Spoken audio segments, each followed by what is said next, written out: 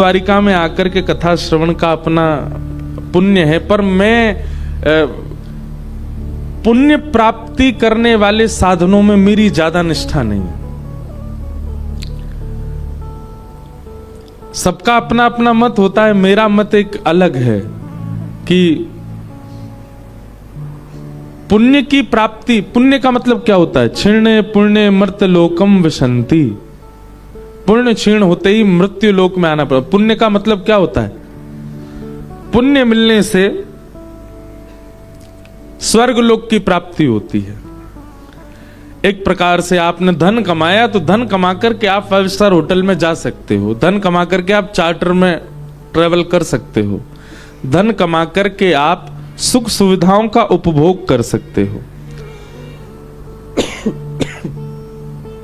लेकिन धन जिस दिन कम हो जाएगा उस दिन सुख सुविधाएं भी आप नहीं भोग पाओगे। ठीक वैसे ही पुण्य का और स्वर्ग का मेल है। आप जितना ज्यादा पुण्य कमाएंगे उस पुण्य के प्रभाव से आपको उतने ही ज्यादा दिन स्वर्ग में रहने का अवसर मिलेगा। हमें स्वर्ग चाहिए नहीं, और विशेष रूप से यहां जितने भी बैठे हैं श्री वैष्णव, हम श्री वैष्णवों के लिए तो वैकुंठ है, और वैकुंठ का तो रूप है कि वहां जाने के बाद फिर पुनः आना नहीं पड़ता। और क्षमा की जगह पुण्य से वैकुंठ नहीं मिलता, पुण्य से स्वर्ग ही मिलता है। पुण्य से वैकुंठ नहीं मिलता, कैंकर्य से वैकुंठ की प्राप्ति होती है, सेवा से वैकुंठ मिलता है, प्रेम लक्षणा भक्ति से भगवत धाम की प्राप्ति होती है, पुण्यों से नहीं। कई बार कथाओं में कहा जाता है कि आप सब लोग कथा श्रवण करने आइए, पुण्य के भागीदारी बनिए। मुझे बहुत पीड़ा होती है उस समय कि पुण्य के लिए कथा नहीं है, पुण्य के लिए तो संसार के बहुत साधन हैं, यह तो प्रेम की प्राप्ति के लिए है। यहां जितने भी वैष्णव आप सब, ये जिनका भी दिमाग लगाना, ये यहां भक्तों को बिठाने का बहुत अच्छा दिमाग है, जिन्होंने भी ये योजना बनाई। अब हमको पता है क्या है, हम जिस भक्त को देखेंगे उसी का चरित्र आएगा चित्त में, वही सुना देंगे, और वो सुनाते समय आपको केवल दिया करेंगे, देखो उनकी ओर देख लो, इन्हीं का ही चरित्र सुना रहे हैं। यहां जितने भी बैठे हैं, और इस बार हमें अवसर मिलेगा तो हम अपने रामानुज संप्रदाय के आलवारों की, रामानुज संप्रदाय की भी विशेष चर्चा मैंने ज्यादा की नहीं कभी कथाओं में, लेकिन इस बार करेंगे, क्योंकि यहां तो प्रवेश से ही रामानुज हमारे श्री वैष्णव संप्रदाय का दर्शन हो रहा है। ऊपर भी ठाकुर जी का श्री तिलक विराज रहा है, बाहर भी, और पूरा परिवार ही श्री वैष्णव है। थोड़ी थोड़ी आपकी हमारी एक सी स्थिति है, हम भी श्री वैष्णव हैं और सेवा हमारी पुष्टि मार्ग की है। आपके घर में भी ऐसा ही है, आप भी श्री वैष्णव हैं, सेवा पद्धति पुष्टि मार्गी है। ठाकुर जी की सेवा का जो विधान है वो पुष्टि मार्गी है।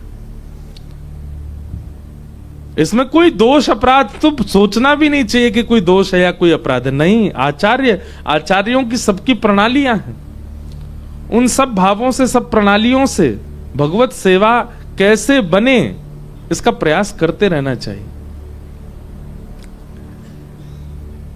तो पुण्य की प्राप्ति के लिए कथा नहीं है, कथा तो प्रेम की प्राप्ति के लिए, कथा तो भाव की प्राप्ति के लिए। यहां जितने बैठे हैं ये एक भी पुण्यात्मा नहीं है, ये सब प्रेमात्मा है। कौन है? प्रेमात्मा। मीराबाई का कोई नाम ले दे तो प्रेम ही समझ आएगा, सूरदास जी का कोई नाम ले दे तो प्रेम ही, तुकाराम जी का नाम ले ले प्रेम ही समझ आएगा, स्वामी शेरदास जी का नाम ले प्रेम ही प्रकट होगा, पुण्य नहीं।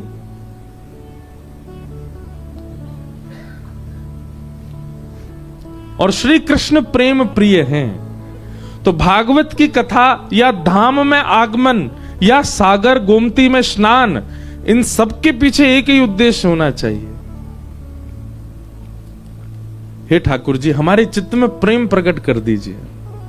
हम संसार में रहकर के बहुत मलिन हो चुके हैं, बहुत ज्यादा हमारे अंदर अस्थिरता आ चुकी है, हम जड़वत होते जा रहे हैं। नाथ, हमारे चित्त को प्रेमी बना दीजिए। नरसिंह मेहता प्रेम की साक्षात प्रतिमूर्ति, जिनके लिए यही द्वारिकाधीश सेठ बन जाते हैं और हुंडी भरते हैं श्री नरसिंह मेहता जी की। वही नरसिंह मेहता की पुत्री के लिए ठाकुर जी भात भरने के लिए जाते हैं। नरसिंह मेहता के पुत्र में बारात लेकर के ठाकुर जी जाते हैं। ये सब पुण्यों से नहीं हो सकता, ये सब तो प्रेम से ही हो सकता है। बस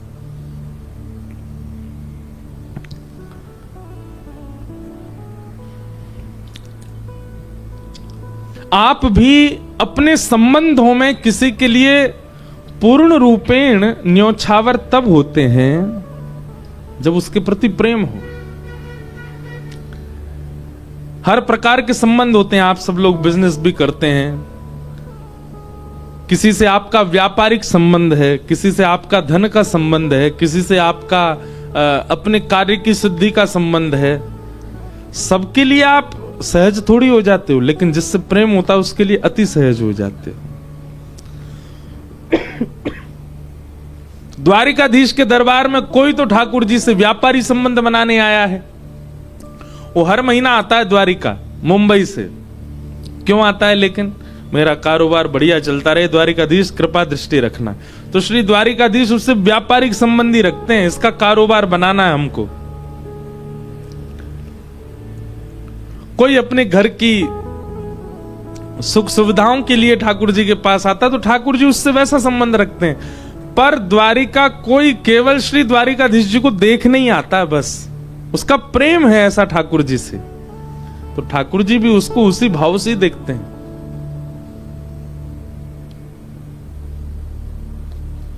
ये यथामाम प्रपद्यन्ते ताम्स तथैव भजाम्यहम्।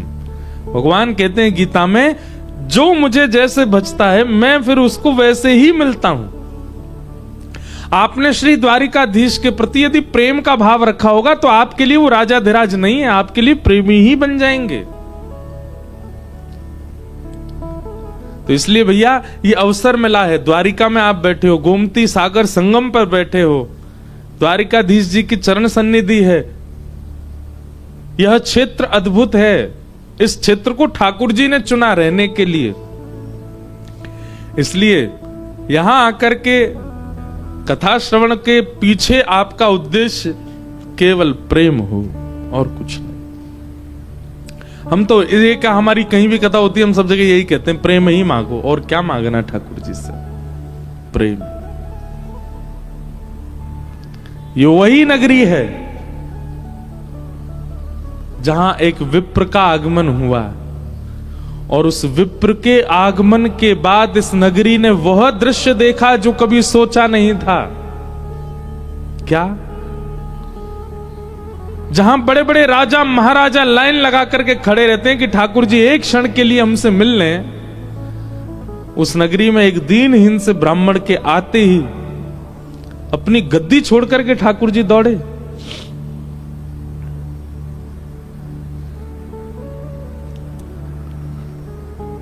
आज जब से हम जामनगर उतरे तब से हमको श्री द्वारिका और द्वारिकाधीश जी का ही स्मरण, यहां का भाव स्मरण हो रहा था।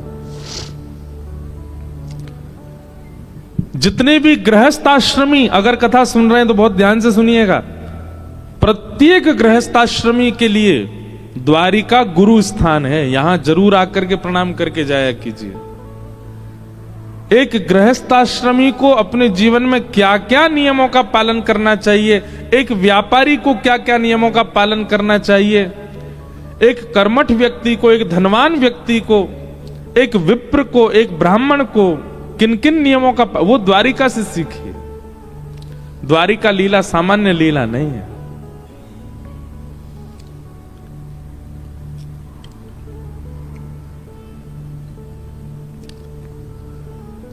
कृष्णस्यासीत्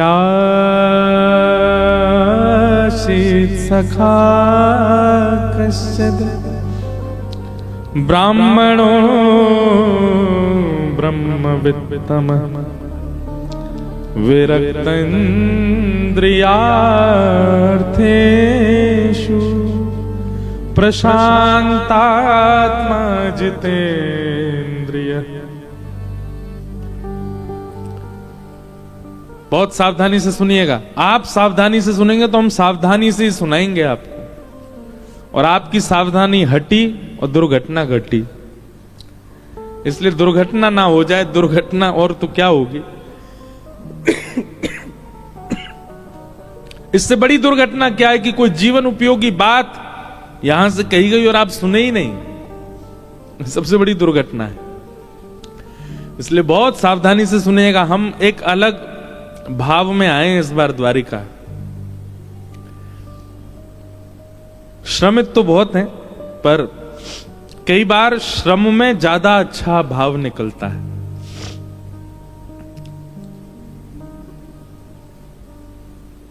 सुदामा जी आए द्वारिका।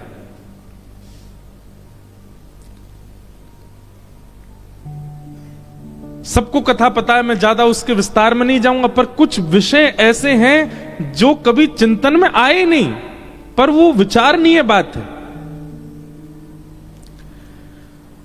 सुदामा जी का आगमन जैसे ही हुआ, भागवत जी में मैं प्रसंग खोल लूं ताकि श्लोक भी बोल सकूं।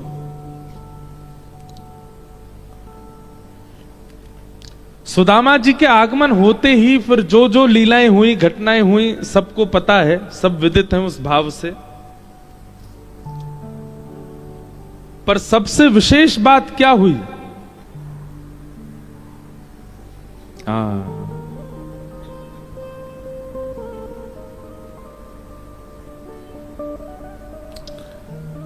कि सख्यु प्रियस्य विप्रविशे रंग संगति विनिवेद प्रीतो व्यमच्युत बिंद नेत्राभ्याम पुष्कर क्षण।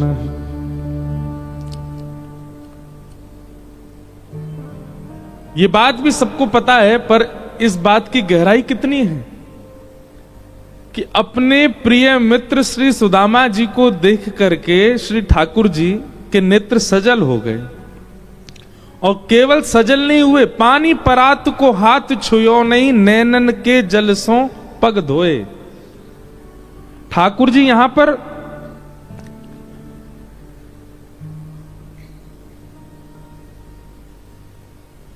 चरण प्रक्षालन कर रहे हैं सुदामा जी का।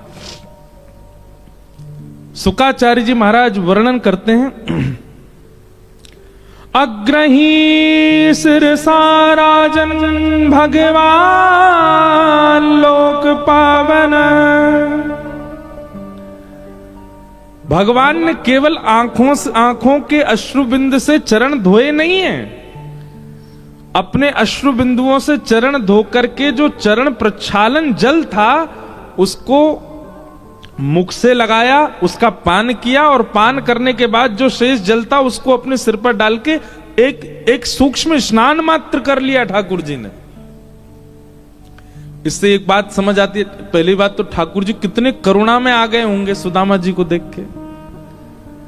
पान करने योग्य जल मिल जाए, स्नान करने योग्य, सिर पर धारण करने योग्य जल, तो जल की मात्रा भी तो अधिक होगी, और वो जल भी साधारण नहीं है, ठाकुर जी के अश्रुबिंद।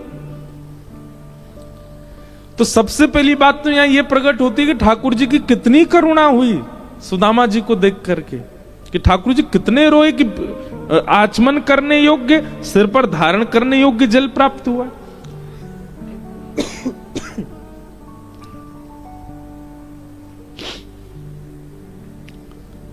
अग्रही छिन सारा जन भगवान लोक पावन व्यलिम्पद दिव्य गंधेन चंदना गुरु कुंकुमये।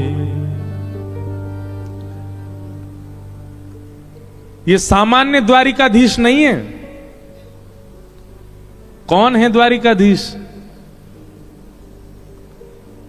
चरणों से निकली गंगा प्यारी, जिसने सारी दुनिया तारी, उन चरणों के में शीश नवाऊं, हे गिरधर तेरी आरती गाऊं।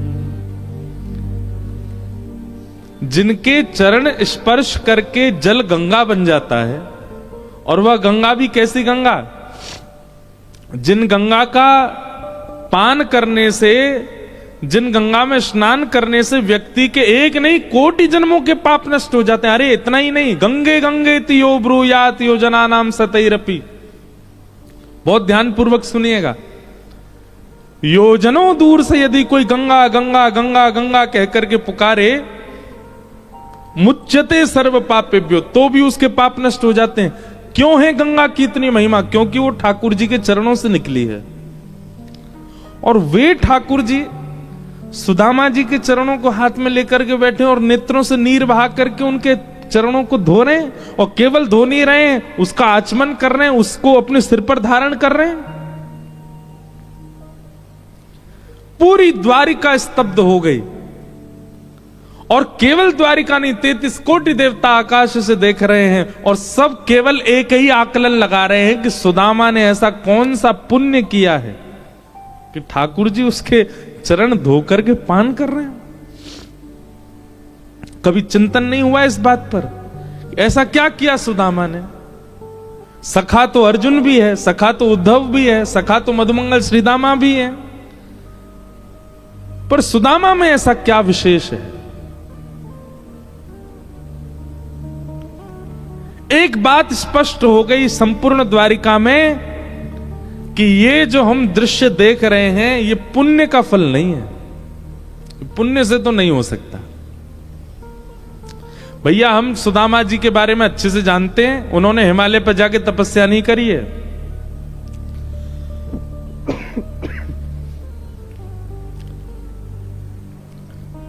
हम सुदामा जी के बारे में अच्छे से जानते हैं कि वो कोई व्रत नहीं कर रहे हैं, उनके घर में धन है नहीं, अन्न है नहीं, इसलिए भूखे रहते हैं।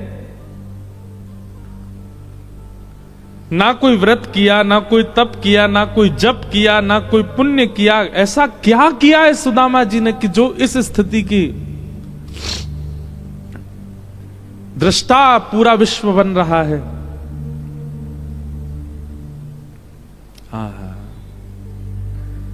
जब सुदामा जी के चरण धो दिए ठाकुर जी ने, आदि आदि सब लीला हो गई, और जब सुदामा जी चले गए तब सब द्वारिका के लोगों ने भगवान को बिठाया, द्वारिकाधीश को बिठाया, और द्वारिकाधीश जी से पूछा कि आपने सुदामा जी के चरण अपने अश्रु बिंदुओं से धोए, उसके बाद आचमन किया, हो ना हो आप परमात्मा हैं, और परमात्मा अगर कोई क्रिया कर रहा है तो निश्चित है कि उसके पीछे कुछ तो उस व्यक्ति ने किया है जिसका फल उसको इस प्रकार से मिला। वैसे तो भक्त के लिए बहुत कष्टदायी है कि आप नीचे बैठे और भक्त ऊपर बैठे, पर फिर भी सुदामा की ऐसी कौन सी बात थी जिस पर आप इतने रीझ गए? ठाकुर जी के नेत्र सजल हो गए, और सजल नेत्रों से भगवान कह रहे हैं कि सवै सत्कर्मणा साक्षात् द्विजातेर्त संभव आद्योंग यत्राश्रमिणां यथाहं ज्ञान दो गुरु। बहुत ध्यान पूर्वक सुनिएगा। ठाकुर जी कह रहे हैं, बहुत बहुत लंबा भगवान वाच, ठाकुर जी ने बहुत बड़ा प्रवचन किया यहां पर, मैं तो केवल एक भाव बता दे रहा हूं। ठाकुर जी कह रहे हैं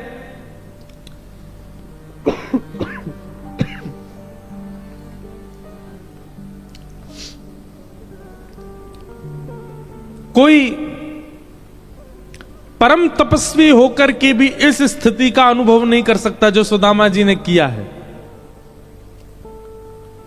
कोई परम विरक्त होकर के भी इस स्थिति का अनुभव नहीं कर सकता जो सुदामा जी कर रहे हैं। कोई परम त्याग में जीवन जी करके, परम व्रत में जीवन जी करके, परम पुण्य में जीवन जी करके, जितने भी आप सोचना चाहो, यज्ञ करके, तप करके, जप करके, आदि आदि करके, ये स्थिति किसी के जीवन में नहीं घट सकती जो सुदामा जी की घट रही है। सुदामा जी का ऐसा कौन सा गुण है जिस पर ठाकुर जी प्रसन्न हो गए? भगवान कहते हैं सुदामा के चित्त में जो गुरु निष्ठा है, मुझे वो बहुत प्रिय है। सुदामा की अपने गुरु के प्रति जो निष्ठा है, और उस निष्ठा से गुरु सुदामा पर बड़े प्रसन्न थे। जब मैं विद्यालय में पढ़ता था तो मैंने अनुभव किया, सांदीपनी गुरु जी सुदामा जी से बहुत प्रेम करते थे, और गुरु की प्रसन्नता, सांदीपनी गुरु का सुदामा जी के प्रति जो ये अनंत प्रेम था, वो मुझे विवश कर देता है सुदामा जी के चरणों में बैठने के लिए। उनकी गुरु निष्ठा,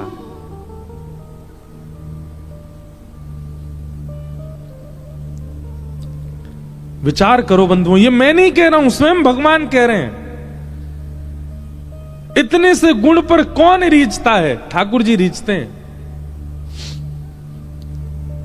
केवल सुदामा जी की गुरु निष्ठा का। आज भी सुदामा जी, इतने दिन हो गए, सुदामा जी के घर में भोजन नहीं है, सुदामा जी के पास पहनने के लिए वस्त्र नहीं है, सुदामा जी के घर में वर्षा हो जाए तो कमर कमर तक जल भर जाता है। ऐसी स्थिति में भी हम आप लोग होते ना तो गुरु जी के पीछे पड़ जाते हैं कि गुरु जी कैसे गुरु जी हो आप, आपको गुरु जब से बनाया तब से हमारे तो दिन बिगड़ गए। पर सुदामा जी आज भी नित्य अपने गुरु को स्मरण करते हैं और गुरु की कृपा का अनुभव करते हैं। और गुरु कृपा में क्या कहते हैं? हे गुरुदेव भगवान, आपकी कृपा से धन भले ही नहीं है, अन्न भले ही नहीं है, वस्त्र भले ही नहीं है, पर एक चीज है, क्या? नित्य कृष्ण स्मृति है चित्त में। नित्य कृष्ण याद रहते हैं मुझको, ये सबसे बड़ी कृपा है आपकी। हम संसारी लोग कृपा को किसी और दृष्टिकोण से देखते हैं, पर सुदामा जी की दृष्टि अलग है। सुदामा जी कहते हैं मुझे रोज कृष्ण स्मरण में आते हैं, ये मेरे गुरु की कृपा है। चाहे कैसी भी स्थिति बन जाए, चाहे कैसी भी परिस्थिति बन जाए, पर मैं ठाकुर जी को भूलता नहीं, ये गुरु कृपा है। ये विषय पढ़ते समय, बोलते समय मुझे अपने ऊपर भी बड़ा आनंद हो रहा था कि ठाकुर जी ने ऐसा जन्म दिया, ऐसा जीवन दिया कि एक दिन भी बिना कृष्ण स्मरण के नहीं निकलता। हम आपको बहुत सत्य बात कह रहे हैं। साल के कई ऐसे दिन होते हैं, उन दिनों में शायद परिवार को याद नहीं कर पाता हूंगा मैं। साल के कई ऐसे दिन होते हैं कि अपने घर के कई सदस्यों के जन्मदिन पर बात भी नहीं कर पाता मैं। हम दिसंबर के निकले हैं, अब होली पर जाएंगे घर। घर की विस्मृति बन जाएगी, प्रियजनों की विस्मृति बन जाएगी, मित्रों की विस्मृति बन जाती है, पर एक भी दिन ठाकुर जी की विस्मृति के बिना नहीं निकलता है। ये बहुत बड़ी कृपा है, ये गुरु की कृपा है। एक दिन भी ठाकुर जी के बिना नहीं निकलता, ये बहुत बड़ी कृपा है। सुदामा जी महाराज इस बात को कहते हैं, अयम ही परमो लाभो उत्तम श्लोक दर्शनम। भैया देखो, आप लोग द्वारिका आए ना, यहां द्वारिका लीला ही चलेगी 7 दिन। कभी सुदामा चरित्र, कभी विवाह का प्रसंग, कभी कुछ। अब हम स्वच्छंद हैं, खूब आनंद से खुल के बोलेंगे, इसलिए सुनिए। सब जगह नहीं होती है ऐसी बात।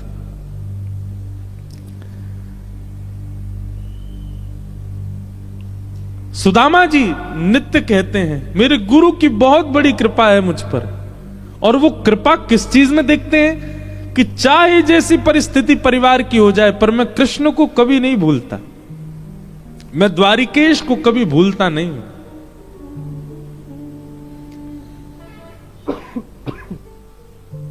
और इस भावना से श्री सुदामा जी रोज अपने गुरु का स्मरण करते हैं।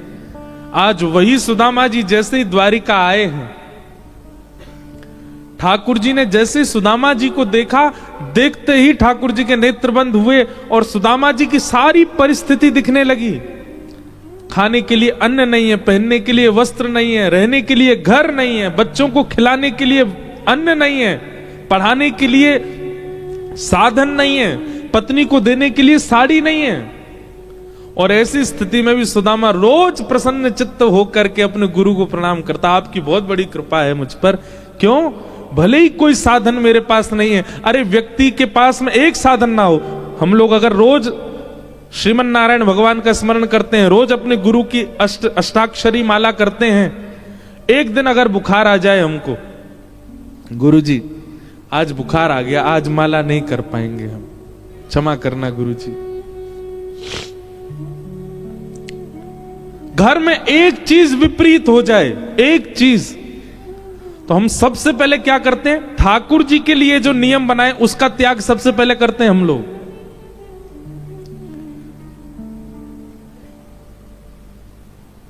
सब जानते हैं इस बात को। घर में एक भी चीज विपरीत आ जाए तो हमारे अंदर सबसे पहले जहन में क्या बात आती है? घर के जो बेचारे सेवक होते हैं उनसे कहते हैं तुम ठाकुर जी को देख लेना, हम बहुत, अब घर में ये काम आ गया, हमको जाना पड़ेगा।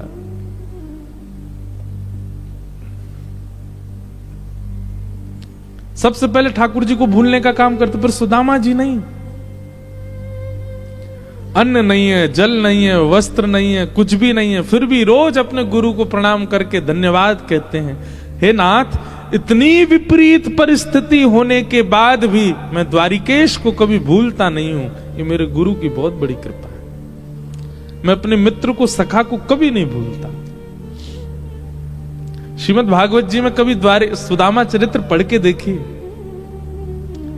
भगवान ने सिंहासन पर नहीं बैठाया सुदामा जी को, उस पर्यंक पे बैठाया जिस पर रुक्मणी और श्री कृष्ण दोनों विराजमान होते हैं।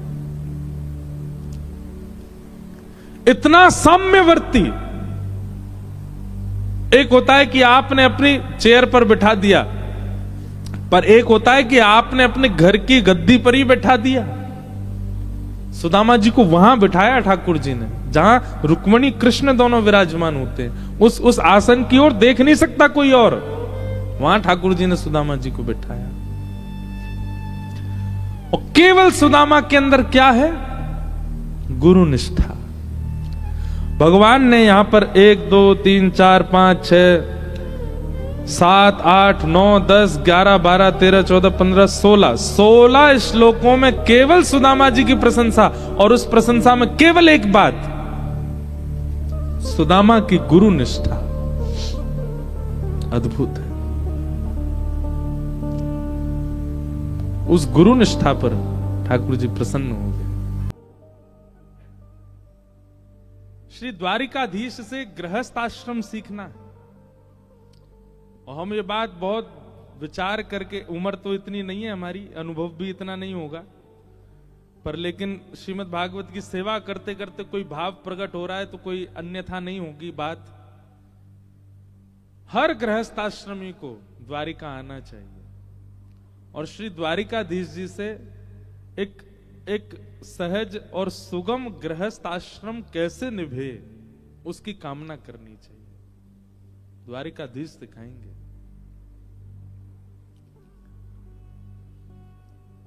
सुदामा जी पर कृपा की ठाकुर जी ने, केवल किस लिए? भरोसा दृढ़ चरणन के, सूरदास जी कहते हैं, गुरु कृपा।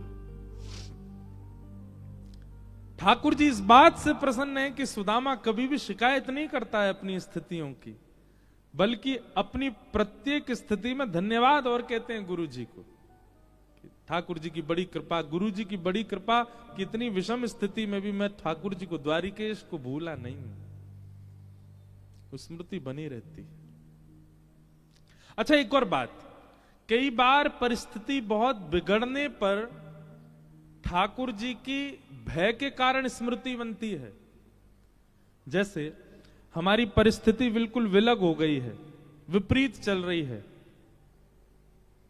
धन साथ नहीं दे रहा, समय साथ नहीं दे रहा, परिवार साथ नहीं दे रहा, परिजन साथ नहीं दे रहे, कुछ भी साथ नहीं दे रहा, तो कई बार आर्त भाव से भगवान का स्मरण होता है, हे नाथ कैसा चल रहा है सब जीवन, कुछ कृपा करो, अनुग्रह करो। यह भी एक बार का एक प्रकार का स्वार्थ ध्यान है ठाकुर जी का, पर सुदामा जी वो नहीं करते हैं। सुदामा जी कैसा ध्यान करते हैं? प्रसन्न ध्यान। अयम ही परमो लाभो उत्तम श्लोक दर्शन। इसलिए ठाकुर जी इतने सहज, इतनी ऐसी कृपा की सुदामा जी के ऊपर। ये पुण्य से प्राप्त नहीं हो सकता, ये तो प्रेम से ही प्राप्त हुआ है सुदामा जी।